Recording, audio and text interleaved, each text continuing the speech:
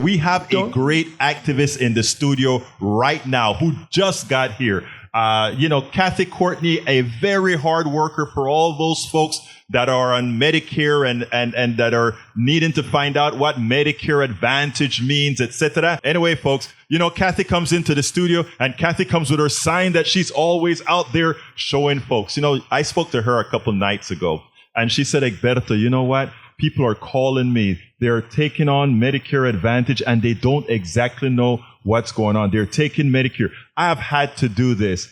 I have had to do all of this. So you know what I'm going to do? I'm going to tell the rest of the world. Cathy, come and sit down, my dear, beautiful lady. We are ready to go. I want to thank you for coming into the studio. You are such a hard worker. Such a hard worker. Have a seat, my dear lady. Have a seat. Yeah, that's okay. Oh, I'm sorry. Okay, great. Let me tell you, folks, I wanted this lady here for one reason. We were at a Houston Peace and Justice meeting. And at that meeting, I said to her, look, that information that you're given here, you need to tell the rest of Houston. Tell your audience hi. How are you doing today? Hi. This is Mike here. Hello. Howdy. Do you notice what I have on today? You are always dressed with some interesting paraphernalia. What does that one say? Well, since I'm going out and about today and it's Go Texan Day, I thought I should wear my cowboy hat with the skull and crossbones. Yeah. Because then that reminds everybody, why are you doing that? And I got my vest and my buttons because it reminds everybody about the deaths in our U.S. healthcare system. Yeah. Oh, say that again. It reminds us about what? Death in our U.S. healthcare system. Absolutely. So, and that is just about what we're living right now, isn't it, Cathy? Is this too stark to wear this around? No, it's not. Okay. It is not. Cathy Courtney. Cathy, before I get started, tell me a little bit about yourself. What do you do? I work with Healthcare for All Texas, which is the first single-payer organization in Texas, founded in 2002. I've been a public and private healthcare worker. Mm-hmm. And? Oh, I just took off my hat. That's okay. That's okay. We need to stay on air. Go ahead. I've been a public and private healthcare worker in hospitals and clinics. I founded the first women-owned clinic in the state of Michigan, the Detroit Feminist Women's Health Center.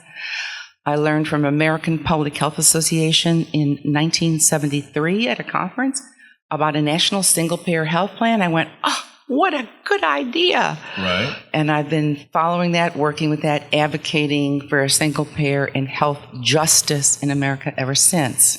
And it's interesting because we were on the phone probably near midnight a couple days ago, and you were telling me about how many people you have to counsel because of what this system. Folks, they just turned 65. They don't know what to do. And they find that they have tons of bills, and you've been able to get them some help. Tell us a little bit about the kind of stuff.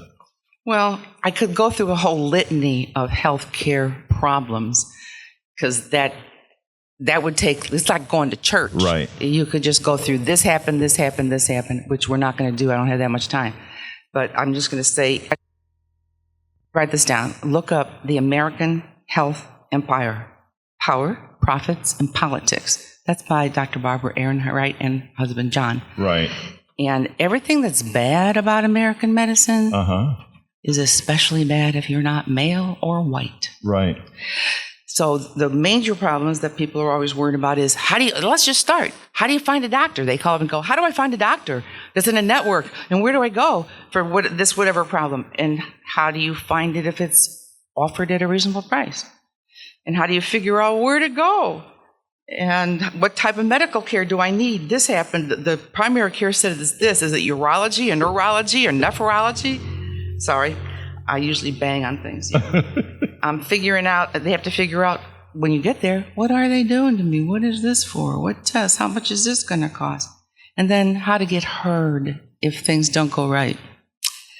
Because sometimes it's overwhelmingly an institutionalized racism, sexism, and classism that people have to overcome. And so every week, some of us from Healthcare for All Texas, doctors, nurses, professionals, PT people, we talk to individuals. You help people. We do. We help them. I want before you go further, I want you to specify that website, because there's a lot of people in Houston right now. They're not seeing their doctor. They're not seeing things that they need to get done because they are fearful of the system. They're fearful what this system is going to cost them. What you are able to do many times is tell them how to navigate this fairly evil system. You guys at HCFAT have found ways to help people. What's the website? Healthcareforalltexas.org is a good website to go to. And our granddaddy organization, we're a subchapter of the Physicians for National Health That's a Program. great organization. Would you please look that up? I brought brochures for you and everybody on the station today. Oh, I'm rattling papers again. Well, we'll do that after the show. You are a bit. You had a long frazzled ride here, so. Well, that's because I'll hold your hand. Let me hold your hand a minute. Yeah. So I'm suited up, showed up, getting my stuff ready to come, and my niece calls. Mm-hmm. How do I do a GoFundMe? What do I do? There's another auntie who's got a rare form of multiple sclerosis, and there's not enough money. And but they're insured, but they're not really insured. They're underinsured, right? The majority of people. And how long can I talk to her? No, I got something else to do. You're coming here. I got something else to do, like right now, coming here. But I'll call her later. And do you know that now? Over 60% of all the GoFundMe pages are for medical bills and related, because people can't pay it. They lose their homes. They mortgage their house. They go bankrupt. Medical bankruptcies are the number one Cathy, cause. and this we have to start letting Americans know that this is not just a cliche that people constantly hear about, you going bankrupt, etc. I want to talk a little bit about that. Healthcare for All Texas, since we've been working since 2002. Every second Thursday, we have a meeting from 6:30 to 8. Can't do it in person since COVID time, so it's on Zoom. So if you're at the website, or you write me, or you write info@hcfat.org, or you can go on Facebook and see our page there, and you can say, send me the info. I want to join in, because I got a story to tell, or I want to do something. But we have supported Fund Drive before, and we've been here back when... we called it manning the phones. You can't say that anymore. No. Yeah. And I said, obviously you don't want me to come. but we would staff the phones. And so I have pictures, which I could send you, but we should do a collage, because we answer the phones and we make the pitch. So for those of you who are involved with Healthcare for All Texas, who are listening today, or Cover Texas Now, or National Nurses United, or My Medicaid Matters, or people with disabilities, or the people who are planning a rally like next week in Senate District 07, wherever you are, if you're a healthcare supporter, I want you to contribute, because this is our only community radio station, and you don't get to hear about profiteers and oligarchs who control our system on any other mainstream media.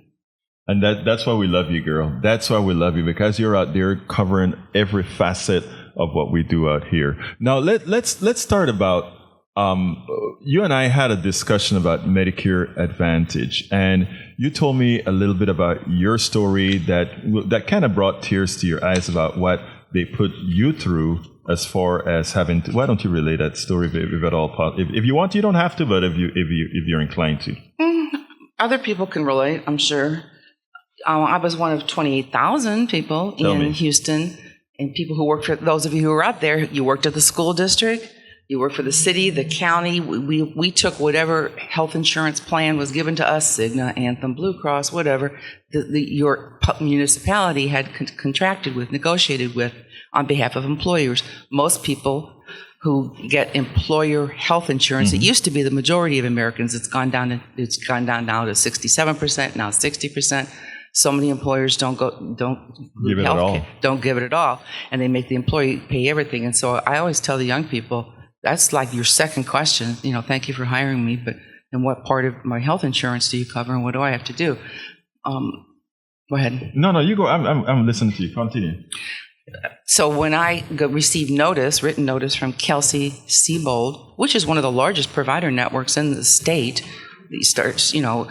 I started when the campus was built on Holcomb, the main campus. I remember that campus, yes. So just imagine years later, after you've been there for a while, and all your doctors and your baby's there, and your pediatric, and your husband's on your plan, and all this stuff. they gave notice. 28,000 of us got told. It's like I'll summarize it. When I talked to billing and I wrote to corporate to say, it's like a gun to my head. You're saying, you can't come here anymore unless you sign up for our KCA, Kelsey Care Advantage, our Medicare Advantage. It'll be a big advantage to you. Yeah, it's a big advantage to us, but I don't want to come here. Well, then you can't come to any of the Kelsey-Siebold networks anymore. All those providers, 600 some providers, 14 different, now there's 30 different clinics all over. That's ridiculous and oppressive and exploitive. So I would like the media, if there's a media person out there, somebody needs to follow up what the hell ever happened to all those people, because I said, okay, hands up, I'll take it because all my stuff is here and I get scolded by my leftier than thou friends. I got a left, I mean, I'm pretty lefty, but there's leftier than thou friends. You should never sign up for Medicare Advantage. I want to stop you there now because I want to speak directly to a lot of folks that you had to involve yourself.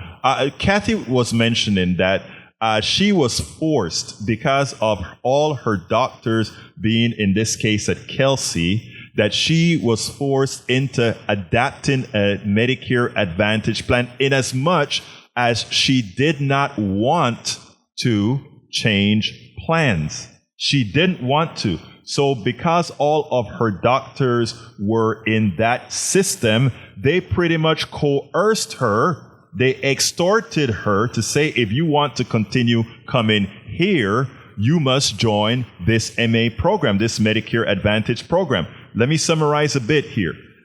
Because she is an activist, because she understands that the best thing is for us to maintain real Medicare and not Medicare Advantage, she had to take it. And then many of her activist friends were saying, scolding her, shaming, and saying, why did you do that? You went against the protocol. You went against policy. You went ahead and adapted to what the man said after all. To which my message to all of us, lefties, righties, and the others,